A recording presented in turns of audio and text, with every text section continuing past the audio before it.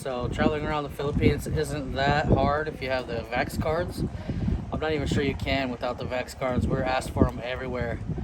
Even places like Jollibee. We're here in Cebu. Jollibee and some of the malls won't let you in without the card. But anyway, visa's all taken care of. Now we're back in Santander in South Cebu to catch the big old ferry to get back to Negros, get back to home, start building on Alex's house and start doing some diving. Check out this huge ferry.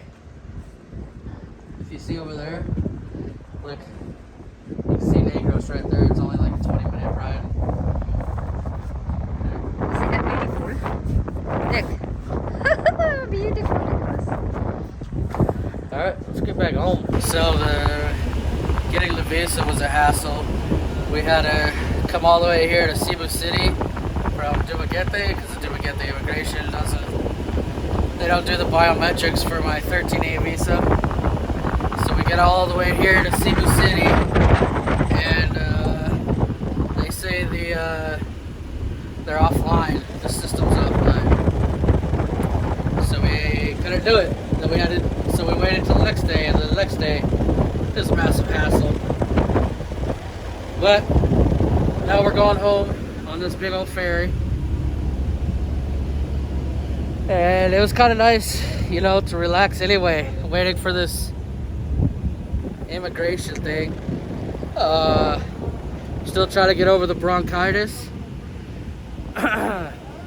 Just trying to get better because I need to start construction on Alex's house. And then get back to diving and stuff, so try to get healed. So it's kind of nice just sitting in a hotel room for 4 days. But now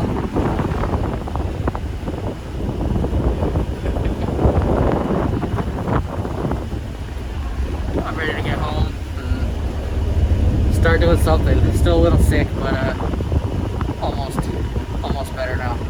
So we're heading to Negros Oriental, guys. So it's like about 15 minutes and we'll be there.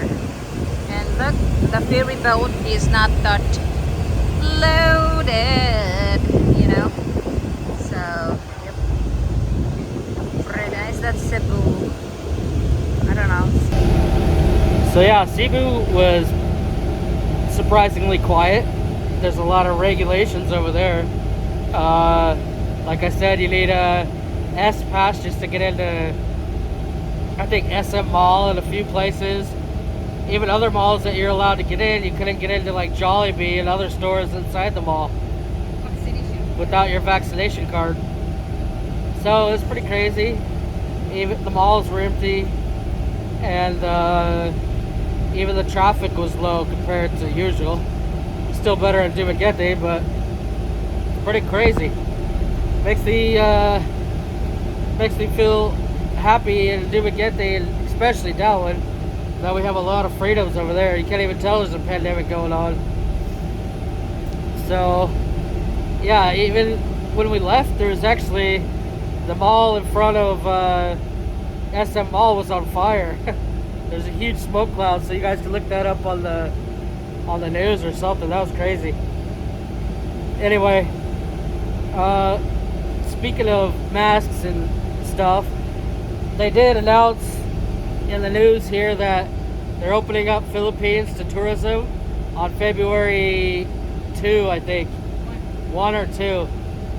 So, who knows? They've announced that before and changed it, but who knows?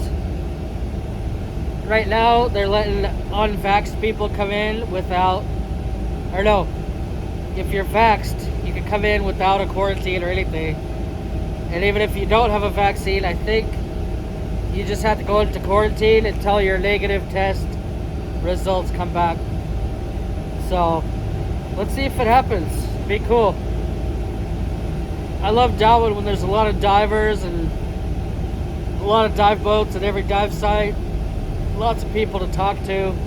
More photo competitions, stuff like that. It'd be cool.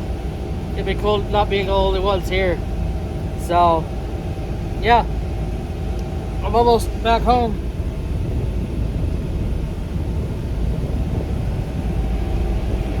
So I guess I'll see you guys in a while. I'm Mia.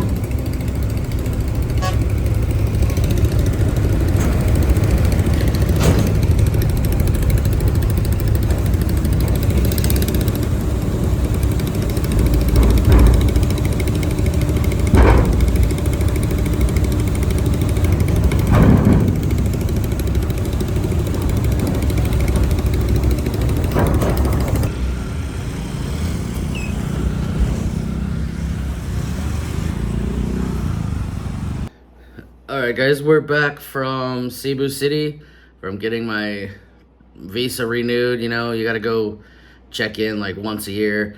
And I've been putting it off for months because this typhoon thing. Cebu was hit pretty bad as well. The roads were messed up, the ferries were closed. It's been a hassle. So I wish I could just do it all in Dumaguete, but you gotta go to Cebu for the biometrics.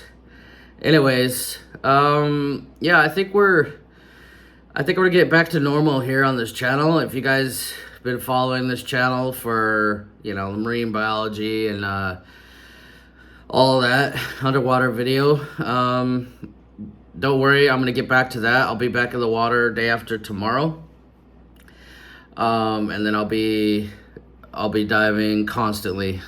I gotta dust off my camera and hope it still works, and hope I could remember how to film, but I gotta get back to it. I'm also gonna start working on a part 2 of my book. Kevin's sitting on part 1, but you know what I'm talking about. What else? Yeah, so we're kind of winding down on the charity runs, relief runs. So I just gotta say thank you so much to everybody who contributed to that. How it started was, there's 2 funds. One, I went over there the day before and a tree had fell on Alex's house, our little friend in his village, and almost killed his kids. And I freaked out and I was like, guys, help me build him a new roof. And of course, people contacted me, but they didn't want to build him a new roof because they didn't want to just make another house that was gonna fall over the next storm and maybe kill somebody. They wanted to build a strong one, something that's bomb proof. So, wow, that's a good idea. And then it turned into Kevin. And then it turned into let's make it big enough so the community, other families can go in there if their houses are weak. So yeah, we have a meeting tomorrow. I finally found the builders, the company that's gonna do it with our budget, and we have a meeting tomorrow. We already have it planned out by the architects and what it's gonna look like and everything. So we're gonna get started tomorrow, I hope. And still got the cough, but just for transparency's sake, because this is all donor money and from friends and everything, and you guys, I'm going to film every aspect of it. So yeah, I'm still gonna do mostly my underwater videos, regular episodes that you guys know, but I'm gonna have to do 1 or 2 episodes a week of progress on the house. So you guys want to see it. Alex has been on this channel for so long. You guys want to see him taken care of anyway, and the village, and you know, we've done so much good in the last couple months. It's taken a toll. Like I said, I got bronchitis on one of the trips. One of my friends got some kind of stomach amoeba. He's been in the hospital for a week. And then Gaton and Vanilla, they got COVID. So my whole team is like worn out. But the Red Cross and the government, they finally, it's a month later, they're up there helping now. Our last trip, we're like, wow, these people actually have, you know, food and stuff now. we can find other areas. So somebody else is taking care of them now. We don't have to do it every day or every week. And that's a good feeling, because when we first went up there, we just wanted to see what was going on, because we saw something on Facebook or something, and we brought up some rice, and it turned into like, wow, we should have brought more rice, because you guys saw my very first video in Bay City. It was just people were desperate. They were on the side of the road with help signs, please help, starving, just need water, just need food. And we're like, I don't care who you are, if you see that stuff and you don't do anything, it's I think it's just impossible. So I had no choice. The channel turned into kind of a missionary relief aid channel for a month. But you guys saw how much we were able to deliver. Tons and tons and tons of food. The mayor even gave us a truck, a 12-ton truck that we filled all the way. And he didn't even charge us for fuel. So shout out to the mayor. Shout out to Finn. He also received a lot of donations on his channel for the first few trips that we did. He got a lot of money for the relief trips. And then we made like a home base, like a base at our friend Gaton's house, and people all over the city, I gotta give you a shout out, because they were dropping off clothes. They heard we were doing these massive trips, and they would drop off food, clothes, the water containers that people needed, candles, anything you could think of, they were just dropping it off there. So we had even more stuff to bring to these destroyed villages and people sleeping out in the mud. So everybody, I love Darwin. I just came from Cebu City. It just makes me love Darwin even more. They really came together and took care of their neighbors in the north. So I'm proud of that. That being said, the little money, we had two funds. One's for Alex's village that starts tomorrow, and the little money that we have left,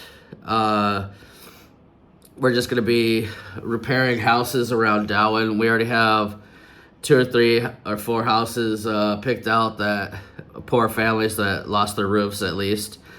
So I'll show you those videos, just because I like to make a video and document all the money I'm spending that you got, because it's all donation money. I spent all my money. I'm not making a dime from these, except for, I got a lot of new subscribers, so that's cool, but nobody pays for that, so it's just a small price, I guess. But anyways, thank you guys so much. I'm getting out into the ocean tomorrow, or Tuesday. Tomorrow we start on Alex's house build, laying the foundation, I hope. Hopefully tomorrow. At least we'll get a plan ready. It's gonna be 45 or 50 square meters, and big enough for his family to live in year round, but big enough for other people to join during a emergency. So, all right, guys. See you on the next one.